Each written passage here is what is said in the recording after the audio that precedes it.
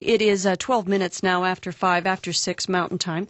As we've been hearing in the news today, the province is applauding an announcement from the Prime Minister. Stephen Harper has promised $130 million for a transmission line through northwestern BC. The provincial government says the line will bring electricity to isolated communities and be a boost to industry. But while the province and some local levels of government are applauding this announcement, not everyone is thrilled. Eric Swanson is with the Dogwood Initiative in Victoria. He's here in the studio this afternoon. Hello, Eric. Hello, pleasure to be here. So what was your reaction to today's announcement? The primary issue that we're taking with this announcement is the way that it's being billed as a green infrastructure project. The Prime Minister announced on the order of $130 million for the Northwest Transmission Line, and that translates into over 10% of Canada's entire green infrastructure project over 5 years. So over 10% of our green infrastructure money is essentially being spent, in this case, on what amounts to a mining stimulus project. But there are those who are saying, well, it will eliminate, for example, many of the diesel generators that are being used in the north, and that it will allow for some green energy projects to hook back to this grid. Do you think it could have a green side to it? Well, number one, that the line that this will help remote and northern communities get off diesel has been used by Premier Campbell as well. And the problem with that is research has shown that if that is your end goal, if you want to get remote and northern communities off of diesel, there's a lot more affordable ways to do it than building a $400 million transmission line.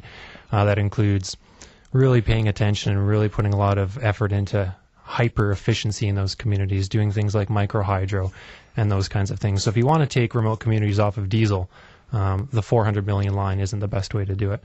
And yes, there is a lot of renewable energy potential in Northwest BC, but there's also renewable energy potential in other areas of BC closer to mainstream or the Lower Mainland and population centers.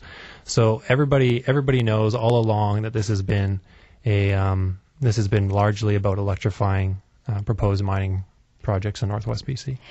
So what I'm hearing you say is it's not so much the project you're opposed to is where that money's coming from, because it's taking money that could have gone to other green infrastructure projects? Well, to be honest, I'm opposed to both. Okay. Primarily, yes, it is unfortunate that Stephen Harper and Gordon Campbell, I suppose to a degree, has to be disingenuous with Canadians about what this project is really about. The development corporations in the north, the Northwest Transmission Coalition, will probably be honest with you that this is largely about mining. You go to their website and you see 11 mining companies. You don't see renewable energy companies. I'm also concerned about the transmission line itself. Mines have employed people in the north for decades, and it will continue to be an important segment of that economy. The issue with the transmission line is, like in Northeast BC, it's about pace and scale of development. And for that matter, it's analogous to Northeastern Alberta. It's about pace and scale. So I don't feel that, and many people don't feel that the transmission line will lead to, slow, controlled, planned development. In fact, it will lead to rapid, unplanned, development that could lead to several impacts to the environment and communities. Now, you're quite right. In speaking to the Northern Development Initiative, they're excited because of what this will mean for their economy. And given the tough times, there's a need for economic development in the north. So can you see this as being a positive in that some of this northern development with mines that have not been able to go ahead could now go ahead with this line coming in? Yeah, I definitely see a positive, and I think most people will. Again, if you talk to a lot of people up in those communities, a lot of them will say, hey, we need some mines, we need some mining jobs. But a lot of the time, the ideal scenario would be one mine at a time. One large mine like Galore Creek can employ a lot of people for a good length of time. But when it comes to coal mines and copper and gold mines and molybdenum, coal bed methane, you just start getting into the same old familiar hyper boom, hyper bust situation that we're all too familiar with in BC. So that's what we'd like to avoid, and that's what we fear the transmission line will instigate. Now, the $130 million has been announced, but of course that is also contingent on the nearly $300 million more dollars being contributed either from private sector sources or the province. So at this point, I mean, Colin Hansen has said that there's $90 million coming from an unidentified private sector partner, hasn't been named yet, and that the province will put in the rest of it. Is this, at this stage, if they were willing to assure you there would be proper environmental guardianships, would you see that as a good investment? Well, there's a big discussion about anybody claims to say proper environmental guardianship. Generally, that means environmental assessment, and that's a whole other discussion about the limitations of that. Back to the money, the 130 million up to that the federal government has committed. The province has in the past committed up to 260. There remains some issues of clarity about exactly how much the private sector is going to be contributing. Colin Hansen, I suppose today says 90 million. Blair Lekstrom earlier hinted it might be more like 20. But either way, it's a significant percentage of this project is being funded by the federal and provincial governments, money that could be spent on actual green infrastructure projects. And for an example, I really want to emphasize the different things we could have done with, say, $260 million of money.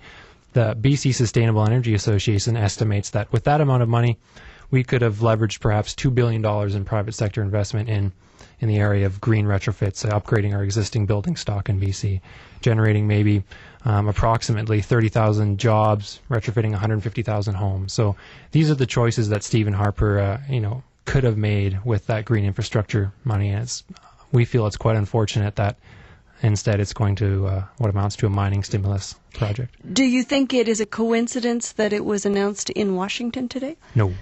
The theme of Stephen Harper's visit to Washington or much of the theme has been about the energy dialogue between Canada and the States. And of course, on both sides of the border, there's been a lot of pressure focused on the oil sands and the contribution that the oil sands in Alberta makes to climate change, and whether or not it's appropriate for the U.S. to continue to import significant quantities. But this might mean they'll move to electrical power that might be cleaner than what they're getting from the oil sands. Well, no, that's in question. I mean, the first and primary goal of this transmission line is to send electricity the other way from the existing sources of power in BC to the mines that need it. And it'll be a long time before there's actually a surplus of electricity coming back out of Northwest BC anywhere, let alone to the United States.